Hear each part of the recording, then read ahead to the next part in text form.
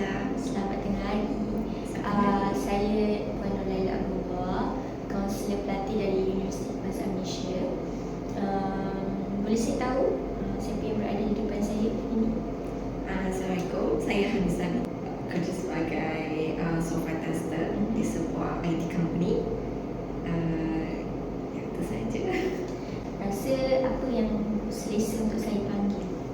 Boleh panggil saya Cik Hamizah. Hamizah. Cik Hamizah.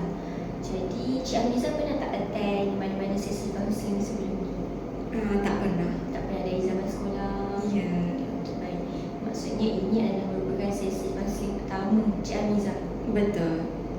Okey, disebabkan tu saya perlu bagi tahu sedikitlah sesi kaunseling itu apa dan macam mana prosesnya. Jadi sesi kaunseling ni adalah satu proses tolong bantu sesama kaunselor dan juga klien. Sesi kaunseling biasanya diadakan antara 45 minit hingga 1 jam. Bayaran untuk hari ini adalah secara percuma saja. Kita tak charge apa-apa. Peranan saya dalam sesi kaunseling ini adalah untuk utamakan keselamatan dan kerahsiaan Cik Hamizah. Apa-apa yang kita ceritakan pada hari ini kekal dalam bilik ini saja. Cumanya kerahsiaan ini tertakluk kepada syarat selagi mana ia tidak membahayakan diri Cik Hamizah dan ataupun ada tendensi untuk membahayakan orang lain. Okey. Peranan Cik Hamizah pula dalam sesi kaunseling ni, Cik Hamizah perlu berlaku jujur. Sebabnya manfaat berlaku jujur ni adalah untuk diri Cik Hamizah sendiri. Jadi ada apa-apa pertanyaan sebelum kita mulakan? Tak ada. Tak ada sebenarnya. Okeylah. Setakat. Okey, baik. Jadi apa yang membawa Cik Hamizah ke sini pada hari ini? Okey, apa yang membawa saya ke sini adalah recently saya realise yang saya dengan keluarga saya macam terlalu isolated, tak bergaul sangat dengan orang. Kami just cakap antara kami je, tak ramai yang macam jemput kami ke mana-mana function yang diorang buat. Lepas tu saya notice lah, kalau contohnya saya ada 2-3 kawan, 2-3 kawan tu boleh keluar sama-sama, tapi diorang tak ajak saya. Saya jadi overthinking dan stress, dan itu membuatkan saya datang kepada Cik Laila, Puan Laila hari ini. Maksudnya apa yang saya faham, Cik Hamizah rasa sedikit tertekan, kecewa dengan keadaan yang berlaku sekarang, bila mana Cik Hamizah rasa macam tak di-include dalam kelompok-kelompok sosial. Contohnya macam contoh majlis kahwin, ataupun kawan-kawan sendiri tak jemput. Dan itu juga turut memberi kesan kepada keluarga. Apa yang berlaku pada saya tak memberi kesan kepada keluarga, tapi keluarga saya pun alami benda yang sama. Macam mak saya pun dia alami benda yang sama di sekeliling environment kawan dia, dan kakak saya pun alami benda yang sama, walaupun kakak saya adalah seorang yang optimistik dan jujur orangnya. Dia juga macam funny, tapi still dia kadang-kadang most of the time isolated. Bila fikir-fikirkan, Cik Hamizah rasa kenapa hal ini terjadi? Jadi sebenarnya saya ada muhasabah diri, dan saya dapati puncanya sebab kami semua adalah orang-orang yang jujur. Sebenarnya tak kata orang yang tak jujur ke apa, cuma kami terlebih jujur. Dan saya perasan dia ada punca dia mak saya lah. Mak saya orang yang jujur, jadi dia besarkan anak-anak dia sebagai orang yang jujur. So bila jujur, walaupun contohnya kakak saya dia orang yang kelakar, boleh buat jokes apa semua, tapi still disebabkan dia jujur, dia tak boleh nak fit in dalam environment yang being fake. Because bila kita jujur ni, kita boleh nampak orang-orang fake sampai menipu dengan cara macam kita boleh senang perasan. Saya mula rasa macam adakah it's a curse for being able to identify fake people. Then is it okay if I mix a bit of English? Boleh Boleh campur-campur. boleh campur. Tapi yang Cik Hamiza rasa selesa lah. Maksudnya Cik Hamiza boleh rasa macam satu conversation, satu keadaan tu genuine ataupun tak genuine. Ya, betul. Sebab kan Cik Hamiza, diri Cik Hamiza bawa secara genuine menghadap orang lain. Jadi daripada penceritaan Cik Hamiza, saya dapat nampak juga Cik Hamiza agak rapat dengan ahli keluarga yang lain. Ada ibu, rapat dengan ibu, dan rapat juga dengan kakak. Macam mana hubungan tu boleh dikatakan rapat? Alhamdulillah, kami rapat, terutamanya saya sangat rapat dengan kakak sulung saya. Cuma kalau dengan mak, saya memang rapat.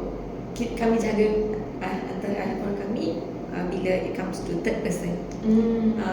Kita akan defend our family against a third person. Maksudnya tak akan defend? Akan defend. Akan defend. Saya cakap tak akan defend. Tapi saya nak cakap dengan saya. defend bila melibatkan orang lain. Melibatkan orang lain, ya. Apa pengalaman baru-baru ni yang rasa macam tak di-include sekali bersama dengan family lah? Tak di-include sekali. Contohnya di majlis kahwin ke, ataupun adanya hari keluarga ke, ada tak recently?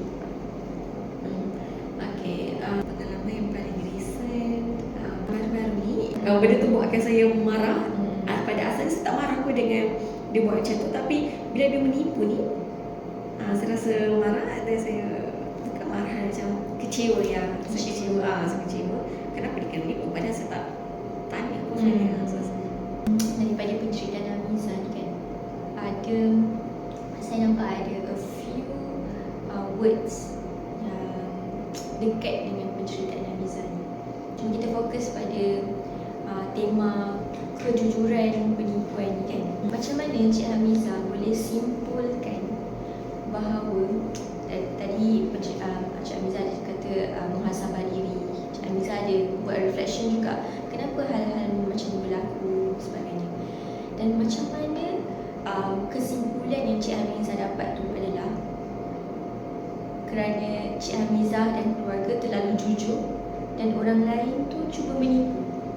Macam mana kesimpulan tu boleh sampai ke situ? Apa maksud penipuan, apa maksud kejujuran bagi Cik Hamiza? So, apa yang saya define, maksud saya jujur adalah bercakap benar. Just cerita apa yang berlaku. Walaupun saya tahu it will hurt you, but saya tak sanggup tipu.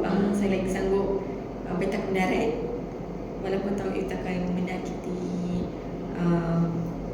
orang tu, berbanding menipu dan buatkan dia happy. Dan menipu pula, apa yang saya nampak lah, orang menipu untuk supaya orang tak sampai salahkan dia in any situation. So dia menipu untuk defend diri dia sebagai alasan untuk selamatkan diri dia, which saya rasa is not a good thing to do. Sebenarnya orang menipu, and then kita expect bila kita jujur kita expect orang tu berlaku jujur. So bila dia menipu, itu mengecewakan kami, dan itu buatkan kami menjauhkan diri daripada orang tersebut sebab kecewa dengan orang menipu. So kami menjauhkan diri. Kita tak boleh nak being normal back with them. And I think that's one of the reason orang pun isolating kami. Saya nak keluarga saya networking with more people, Lebih campur masyarakat. ya, lebih bersosial, bercampur masyarakat. So saya rasa macam, adakah saya patut berteruskan socialization ini atau berhenti seperti mana mak saya berhenti beberapa tahun lepas. Tapi sekarang saya pun rasa macam menyesal sebab it hurts my mom. Saya tak tahan bila tengok mak saya disakiti oleh orang lain. Okey, kalau kita boleh pergi semula ke definisi kejujuran penipuan tadi kan.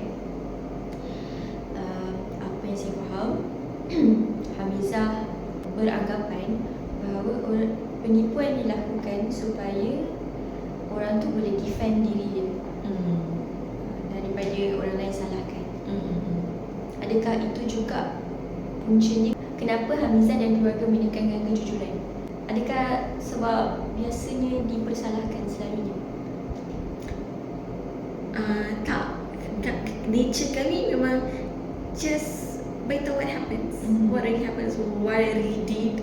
Contohnya saya ada buat, saya ajak kawan saya keluar, lepas tu saya tak dapat pergi sebabkan saya malas nak pergi hari tu. Saya akan jujur dengan dia, saya malas nak keluar. Instead of apa yang saya observe, orang lain akan beri alasan, oh saya ada emergency sebab tu saya tak dapat nak keluar dengan kau hari ni, orang macam tu. Itu sebenarnya penipuan. Okay, so itulah penipuan yang orang ramai buat. Baik. Kejujuran memang satu benda yang bagus, baik. Tapi kadang-kadang memang ia menyakitkan kalau kita berlaku jujur dan ia menyakitkan hati orang lain. Apa pendapat Hamizah tentang bila hal itu berlaku? Hamizah berlaku jujur dan kemudian orang lain rasa sakit hati ataupun kecewa dengan apa yang Hamizah katakan. Ya, saya faham ada high tendency yang orang akan sakit hati bila kita berlaku jujur. Bila berlakunya situasi di mana kalau saya tahu kejujuran saya akan menyakiti orang tu, of course saya akan sertakan dengan kemaafan. Saya akan minta maaf kepada orang tersebut, and of course I will feel bad after that. Walaupun saya dah minta maaf, of course saya akan feel bad, but saya rasa macam saya lagi sanggup hadapi perkara tersebut daripada saya tipu diri saya sendiri. Tipu diri sendiri maksudnya Hamizah cuba juga untuk melindungi diri sendiri tu. Ya betul. Saya rasa macam kalau saya menipu, I feel so bad, lagi bad daripada disappointing orang tersebut. Sebab saya disappoint that person with truth, not with lies. Cik Hamizah berlaku jujur adalah sebabnya supaya diri Cik Hamizah sendiri rasa tenang dengan kejujuran tersebut. Betul. Macam mana reaksi orang selalunya kalau menerima kejujuran daripada Hamizah dan Hamizah tahu yang dia sakit hati dengan apa yang Hamizah kata? Macam mana reaksi mereka yang boleh Hamizah orang kata jelaskan daripada perspektif Hamizah? Based on my observation, reaksi mereka adalah mereka akan kurang bercakap dengan saya. Mereka kurang bercakap sebab people tend to love beautiful lies than ugly truth. So diorang lagi suka pergi berkawan, pergi berborak dengan orang-orang yang menipu berbanding berborak dengan saya yang berlaku jujur. Mereka just not comfortable with truth. Jadi bagi Cik Hamizah, mereka sebenarnya tahu kebenaran tersebut. Actually saya ada confusion, saya ada kekeliruan di sini. Saya tak pasti mereka ni sebenarnya tahu ke tidak that those beautiful lies. But saya pernah observe separuh daripada mereka sebenarnya tahu itu semua adalah penipuan yang beautiful lies, tapi orang still prefer that way. Ada setengah orang macam dia percaya that beautiful lies, and that's why orang lain prefer mingling with those who being fake and telling beautiful lies. So saya ada kekeliruan di sana dan saya juga pernah observe these two things. Okey. Baguslah Cik Hamizah dapat nampak ada setengah orang yang tahu, ada setengah orang yang tak tahu. Bila Cik Hamizah rasa macam sebenarnya ada je orang yang tahu. Bagi Cik Hamizah rasa kenapa? Apabila mereka tahu kebenaran tu yang mana, tapi mereka masih memilih the beautiful lies tu? Sebab ia sekufu dengan orang dengan mereka. Mereka pun bila seseorang tu memilih untuk berkawan dengan orang-orang yang telling beautiful lies, that means mereka pun orang yang seperti itu juga. So diorang rasa macam, oh, this is my gang, mereka sekufu dengan saya. So bila diorang nampak orang yang terbujur macam saya, diorang rasa saya ni macam alien dalam environment mereka. So mereka choose to isolate saya, tak bergaul sangat dengan saya sebab diorang tak boleh relate dengan saya yang berlaku jujur. Apa maksud sekufu bagi Hamiza? Dan kenapa orang memilih sekufu? Sebab they feel more comfortable. Okay, so first of all, maksud sekufu adalah orang yang mempunyai mindset yang sama, orang yang ada some characteristics and perangai yang sama. So reason mereka pilih sekufu sebab mereka rasa comfortable and mereka boleh jadi diri mereka sendiri, dan no one will question them because they are in the same group. Bila mereka berkawan dengan saya berlaku jujur kan, so I will question. Bila diorang menipu, saya akan question diorang kan.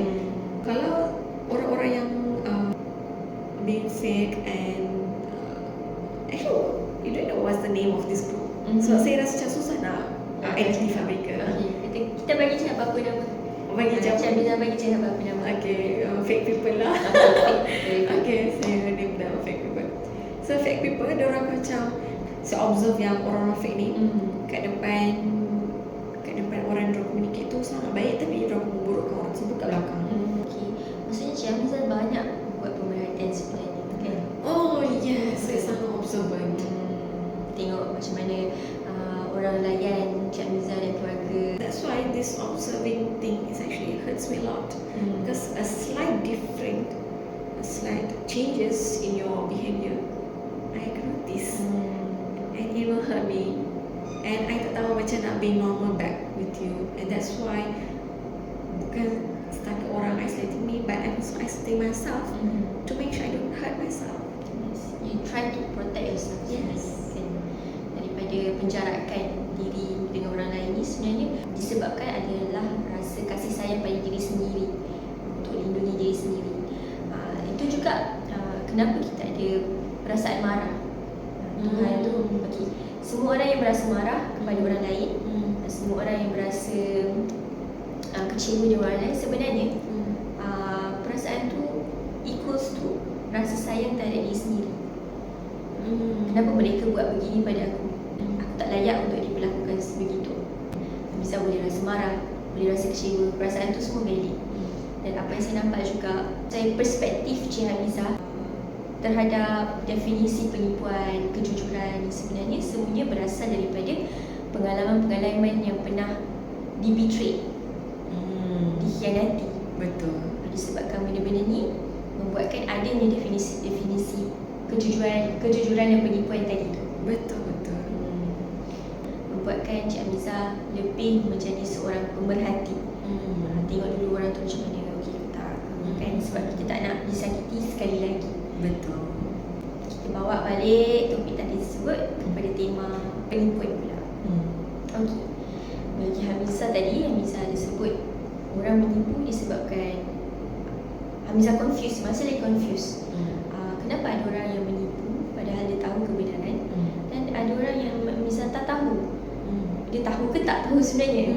Kan? Ya. Apa yang saya nampak juga, setiap cerita yang Hamiza kongsikan, setiap definisi yang Hamiza kongsikan juga berkisar tentang bagaimana ianya mampu melindungi diri, sama ada diri Hamiza ataupun diri orang lain. Contohnya lah, orang tu menipu disebabkan dia tak nak orang lain salahkan diri dia. Sekali lagi temanya adalah untuk melindungi diri dia. Dan Hamiza juga sama. Hamiza berlaku jujur sebab untuk melindungi diri Hamiza. Walaupun ia menyakiti, Hamiza tahu je, walaupun kadang-kadang ia menyakiti orang lain. Temanya adalah melindungi diri.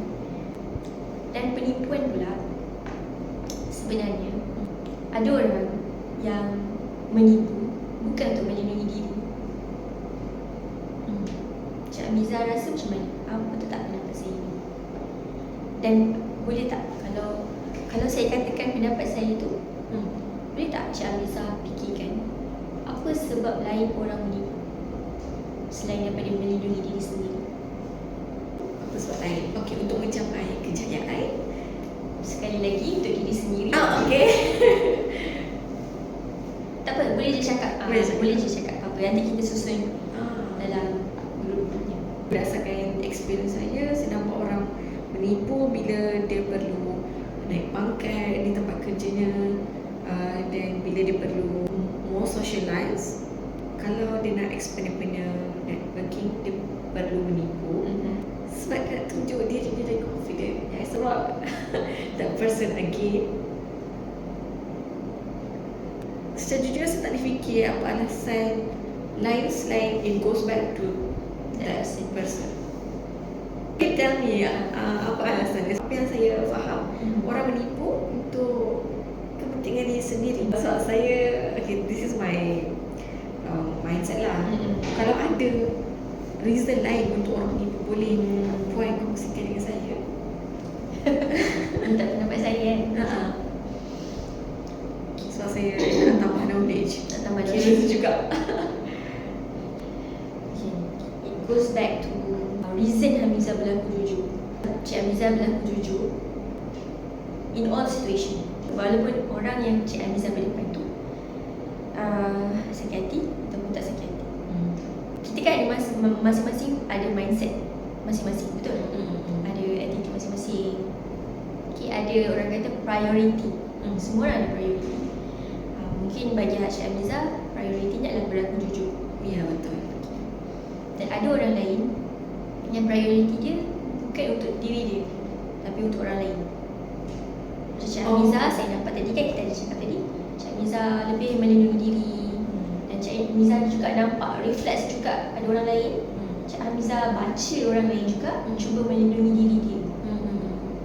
Tapi sebenarnya ada setengah orang yang tak pentingkan diri dia pun. Penipuan ni sebenarnya ada banyak niat. Orang ada banyak niat selain daripada melindungi diri sendiri. Kadang-kadang orang cuba untuk melindungi orang lain juga.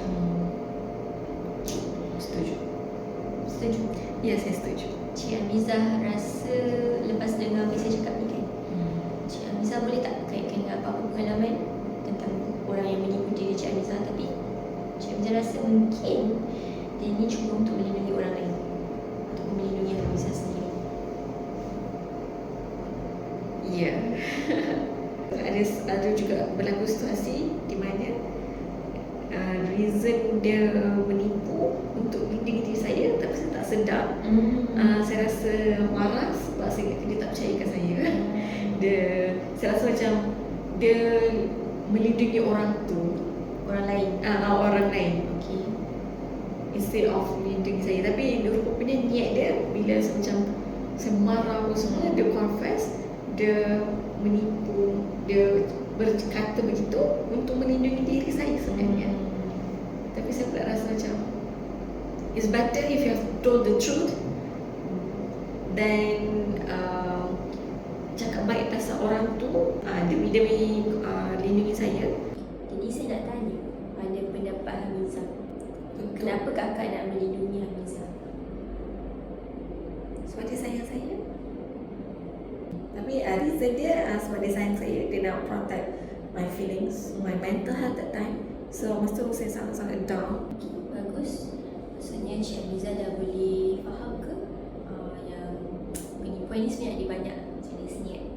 Bukan semata-mata untuk melindungi diri sendiri, bukan semata-mata untuk sesuatu benda yang negatif. Saya faham. Cuma situasi itu sangatlah rare. Ya. So, Puan Laila rasa saya patut teruskan bersocialize atau berhenti socialize sebab it's hari ni. Inilah yang saya nak simpulkan sebenarnya. Apa yang saya nampak sebenarnya, macam saya cakap tadi, Hamiza ada banyak pengalaman yang dikhianati, perasaan-perasaan yang sebegitu. Itu membuatkan ada negative perception terhadap work view Hamiza kepada masyarakat. So itu menyukarkan Hamiza sebenarnya untuk buat perhubungan dengan orang lain. Okay? Sebenarnya tak ada ada pun istilah orang tak nak dekat Hamiza. Tapi sebenarnya Hamiza sendiri memberi tekanan kepada diri sendiri bahawa orang lain tu tak nak berhubungan.